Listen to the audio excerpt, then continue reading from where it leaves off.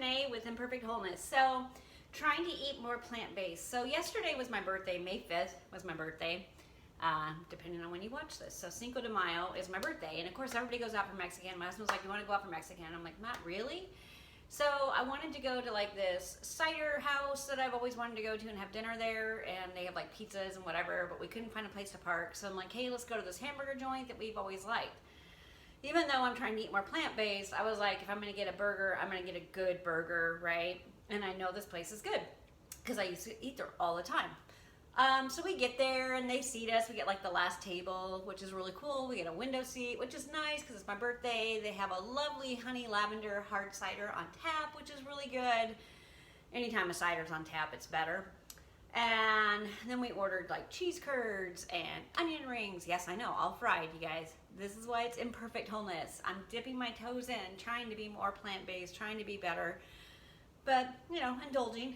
Use the excuse of my birthday, but so we did all those appetizers. I did a burger that had like a balsamic vinaigrette, spinach and red onion mixture on top of it with some fried onions, mushrooms on it. And then hubby did his burger with a bunch of cheese on it and stuff. And we walked away, one, feeling very full, two, halfway through our food, we were already feeling it. And we knew that it was a mistake. It was too greasy, too fried, and then the meat wasn't that good. So I don't know if they changed their recipe or something, or their portions that they would put in there, but it just didn't have a whole lot of flavor in it. Really disappointing.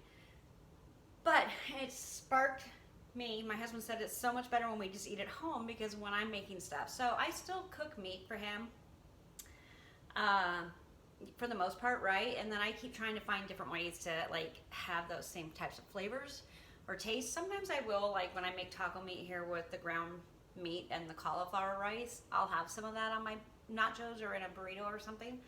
But overall, I'm really trying. But it was like after that, it was like we spent a lot of money on a meal that was not as great as it could have been, you know, and it just inspired me to do a lot more cooking at home. So I'm going to go through my fridge today. I'm going to film a whole bunch of videos. It's my last day of vacation anyway, and this is something that I love to do. I love to do meal prep. I love to cut up vegetables, and I just need to do it. So going to dip those toes in all the way up to my ankles now into this whole plant-based eating thing. So today I'm making chocolate pudding. This is a recipe that's been around for a very long time. I've always been anti-avocado, so I'm like, no way am I going to do it, but it's an avocado chocolate pudding. So I found a whole bunch of different types of recipes for this, and this is the one that I settled on. Sorry, I need gotta have some almond milk too, otherwise I was wondering why I didn't have any liquid out. So basic ingredients. So I had some avocados, opened them up.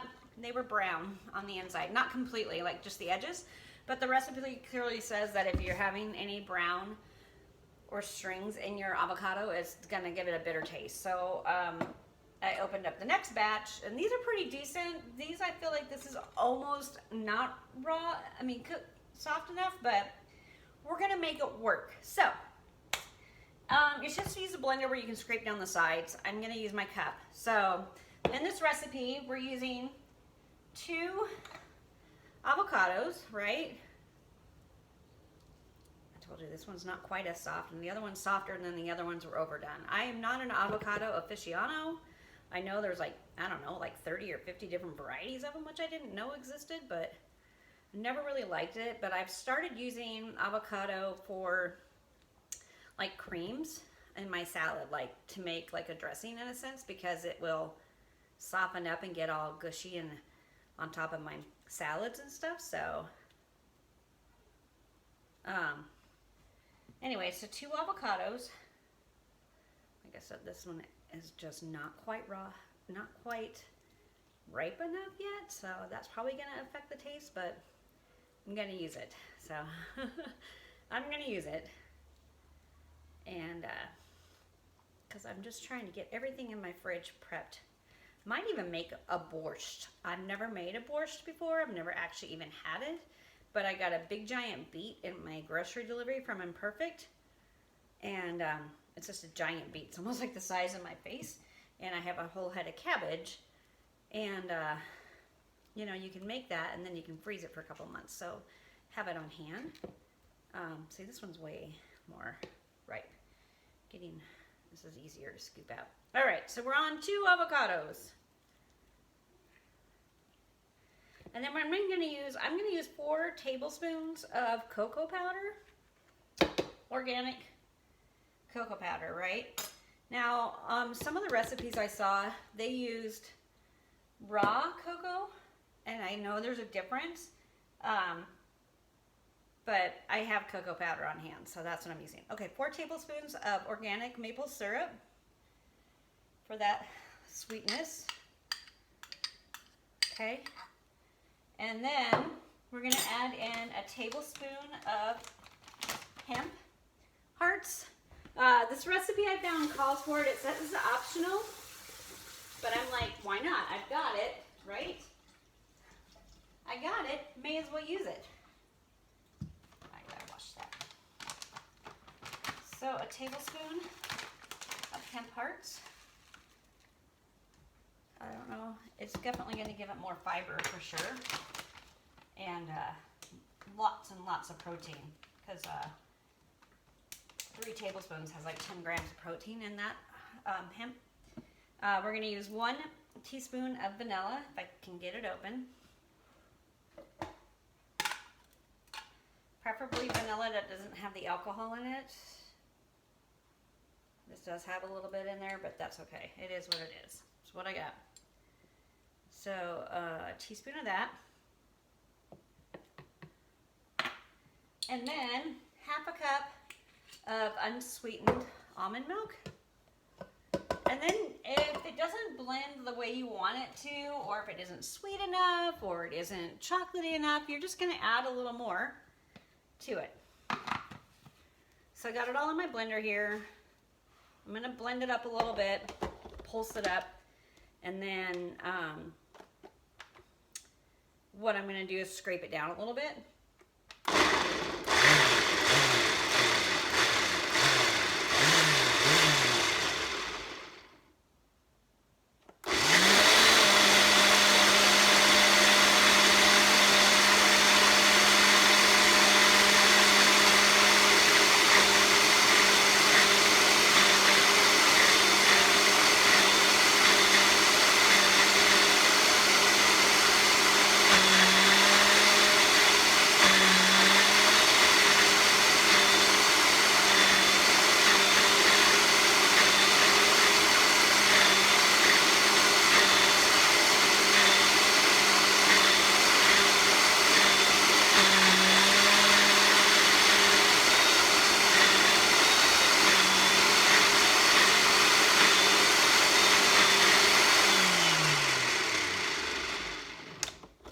So I did pulse it a little bit, but now I might have to scrape this down a little bit. I can hear that that one avocado was really, oh, look at that. It looks like a pudding, right?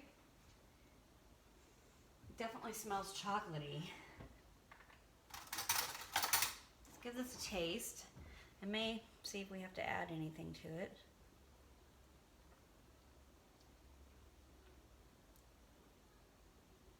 I almost feel like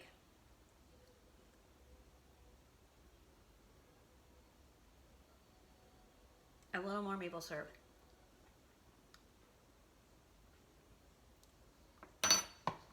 Maybe a touch more vanilla. Other than that, it's actually really good. All right, I just did another drizzle of vanilla. And I'm going to do another drizzle of my maple syrup. And then I'm going to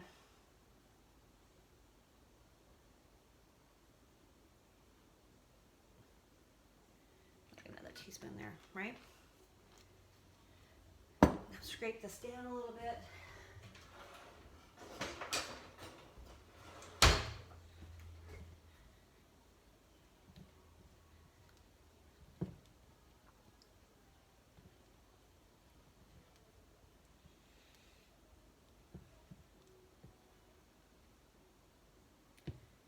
All right, so I scraped it down. This is mostly because I didn't want to mess with my big giant blender and scrape it down when it's only going to make this much, right? All right, added a little more vanilla, added a little more maple syrup. Texture was actually really good.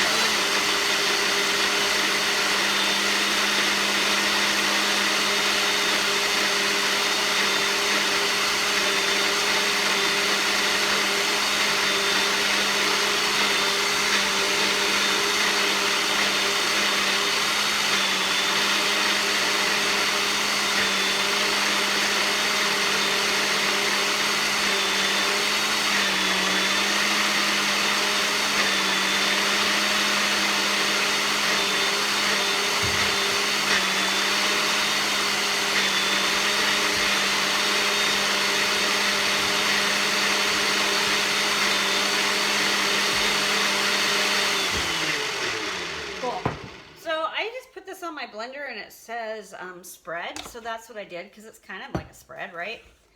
All right, let's scrape this into my bowl. We're gonna put it in the fridge. Oh my goodness. Oh, that's really super smooth and silky looking. Very chocolatey, I like that. It's got like a chocolate maple flavor, which is even better. And I'm gonna let this sit in the fridge for a little bit.